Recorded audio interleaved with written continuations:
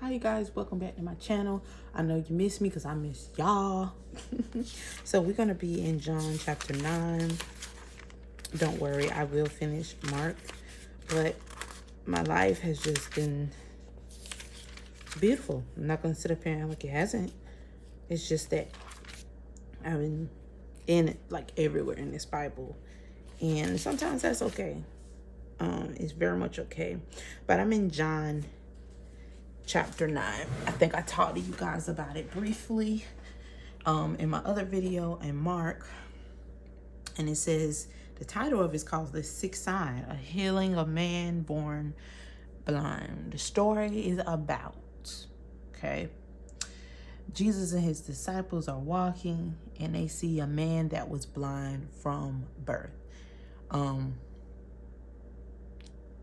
I think the disciples are symbolic of the people today. People who are followers of Christ.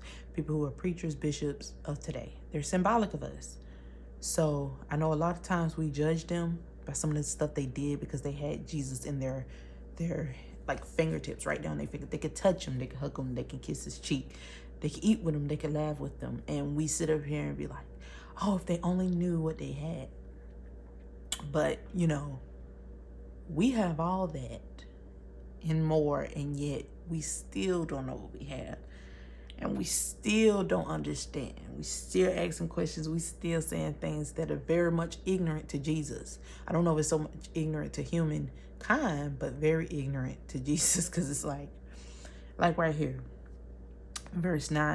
Chapter 9, verse 2. His disciples asked him, Rabbi, who sinned, this man or his parents, that he was born blind? As you can see, I circled it in blue. I hope you can see that. So Jesus answers, neither this man nor his parents sinned. Jesus answered, this came about so that God's works might be displayed in him. We must do the works of him who sent me. While it is day, night is coming when no one can work. As long as I am in the world, I am the light of the world. Now that part where it said night is coming when no one can work, you know, everything they put in the Bible is a reason for it. So I was just like trying to understand, like, why did they put that night is coming when no one can work? Are they saying what they're about to do to show God's work? We need to hurry up and do it because night is coming. Ain't nobody gonna be out here. Was that what he trying to say? Now, but then he comes back and says, as long as I'm in the world, I'm the light. So regardless of the darkness, I'm still going to shine through. Regardless if nighttime come, I'm still going to shine through. So now I think Jesus was I don't know if he was baffled by the disciples, because sometimes I don't think he's baffled by us. He just looks at us like, Lord, my children, or my brothers and sisters, y'all got to do better. But I think a lot of times it's hard for us to understand that God does everything for a reason. Even when we don't like what is done. Don't get me wrong, it scares me sometimes because I'm like, okay, am I gonna be the purpose today? Like, are you gonna, like, what are you gonna do? Because we all want the good purpose. None of us want to deal with the purpose where we might have to be the grieving one, or we might have to be the broke or homeless one. We don't want to deal with that because those are all like just ridiculous to us. But who does? Who wants to go through that? Nobody wants to go through that, but God must complete his purpose because he sees beyond what we can see. We can only see so far. We're human. I know people who got high IQs, who's a doctor, nurses, and this, and there's so many other things in the world that people don't even know the titles, but they're intelligent, they're smart, and people think because they're so smart, they can have the answer for everything, and we don't. That's what scares us as humans. If you're anybody like me, I'm the type of person that like to plan things out and know what's going on, but with God, that's just not it. And a lot of times, if you stay in your word, a lot of times you're not going to be surprised because he tells you, my purpose is my purpose. Things are going to happen. But if you cling to me, I will give you strength. I will give you peace that surpasses all understanding. I will hold your hand. I'll never forsake you. I'll never leave you. Oh my goodness. And Sunday we sung the song by CeCe Winans. And I didn't really know the song like that, but I really like it. I love you, Lord, for your goodness and your mercy. Oh my, I don't know. I know that part. I know you as a father. This is my part. I know you as a friend. And I will praise. Let me see. Of the goodness of God. We ain't really sing all that part because I sing in the background. But we all know. Because all my life you have been faithful. And all my life you have been so, so good.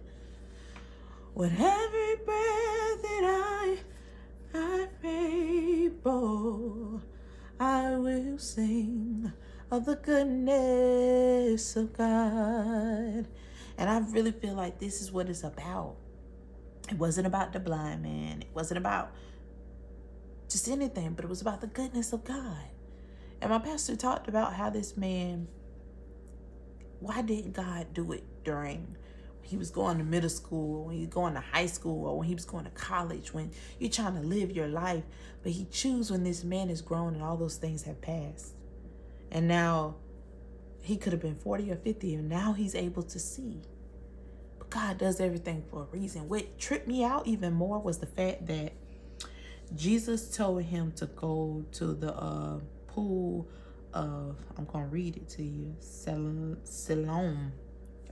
That's how I see it, which means sent. I was just so flabbergasted because I was just like, Jesus, how you going to get there? But, it made sense because he walked by faith, literally had to walk by faith. Now, it doesn't tell us if people was holding his hand, if people were guiding him, but he sent him. It don't sound like he said, wait up for somebody to go with you. He sent him. And the man, even when he was telling people, say, oh, yeah, he sent me to the pool. I washed my face and went out. I could see. You know what I'm saying? Like, I can see. I wonder why he didn't do like he did the other man with the scales. When the scales just fall off. I wonder why he didn't do that. Huh, interesting. All right, you guys. That is all for today. I hope you guys have a blessed week. It's a beautiful day. It's cold here where I'm at. We don't like the cold because we don't usually be cold. It's probably going to be like this today, and tomorrow it's going to be hot. Who knows? Pray for me. I'm praying for you too. Anybody got snow or who just cold all week. Y'all have a blessed week. Y'all be nice to the people at your job even when they're not nice to you. I'm telling you, I'm a witness of what kindness can do. I'm kind to a lot of people and they're not kind to me. Sometimes I get a little frustrated with it and I get to Christina mode. But when I actually stay in my child of God mode, it changes. Trust me, it changes. Maybe not right then, but if you got to keep seeing that person, shoot, even if you don't, they're going to think about that. Believe it or not. Y'all have a blessed day. Bye-bye.